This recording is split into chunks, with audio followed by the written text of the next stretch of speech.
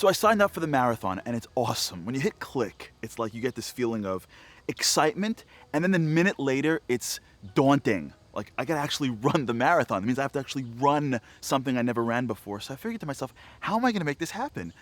I've never ran a marathon before. So I thought, why not ask people that have run a marathon before?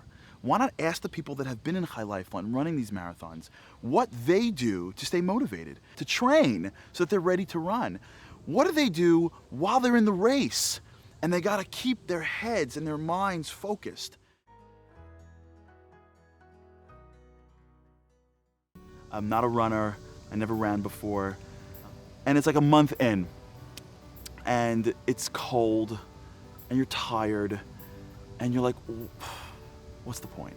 So mile 1 is always the toughest. They say that those first 15 minutes of running are the worst. So you put on your best music, you put on your most comfortable running clothes for those first 15 minutes, you put on a great Charlie Harary podcast to listen to motivate you, and you run that first 15 minutes and you get that, and then after the first 15 minutes, you really, everything, the endorphins kick in, and you can keep going. And it's really true. And once you see how many miles you know, after mile 3, mile 4, they just keep popping up.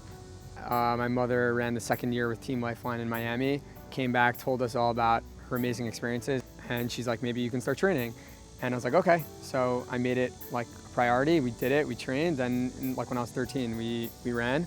And it was such an amazing experience, and I've been running ever since, like 7 races for Team Lifeline. I just kept pushing myself, and like really, like over the course of a few months, like you go from like someone who can run, let's say, a mile or 2 or 3, and like all of a sudden, like with dedication, and you realize like you set a goal for yourself, like you can reach it with every week, like pushing yourself a little more. But when you're running with a team or with a friend, or even someone to update, I ran 6 miles today, to even reach out, makes a world of a difference. So if someone's out there saying to themselves, I want to do it, I don't know how I'm going to do it, you would recommend set the goal and find a friend.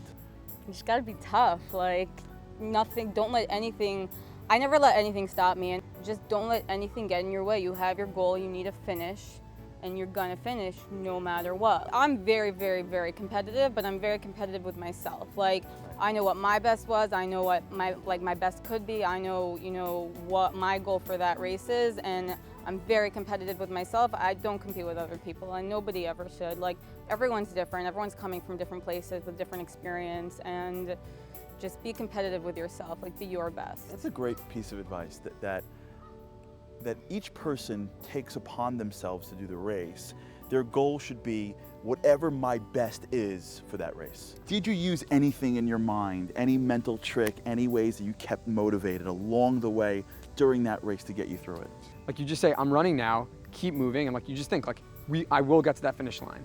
And like, if I stop now, that's not gonna help my progress. My legs are moving, I'm okay. I'm just gonna keep pushing through it, and like, I will get to that finish line. And like when you're passing Team Lifeline and people are cheering you from the sides, random people, Team Lifeline people, it really, like that energy really helps you just continue with moving forward. Like, life is hard, you know, a lot of things don't always go your way.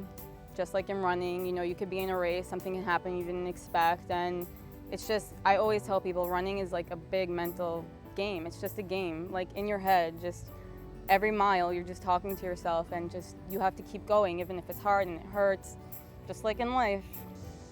I ran, I finished, I cried like a baby. The minute I crossed that finish line, I cried like I've never cried in my life, because I accomplished something, and I saw the children of High Lifeline, their faces. I saw that money that I raised for them so that somebody could go to camp maybe for a day, for a week. I don't know what it paid for, but whatever it helped out with, it was the most rewarding experience of my life, and that was what it was all about. Well, I think if they can get up every day and live their lives, then there is no reason why I can't get out of bed at 6:30 in the morning or leave my house at 7 o'clock at night and go for a run. There is no excuse for me to be too tired. If they can go to the doctor, if they can go for treatment, if they can motivate themselves just to live every day and to smile.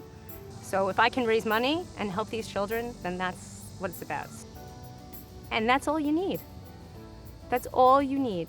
Those children are incredible, incredible heroes. They are my heroes. So I am so lucky to be a part of this and to give them a small token. That's the best present. They gave it to me. I didn't give it to them. It was probably the best experience of my life. I don't think I've done anything that's been more rewarding.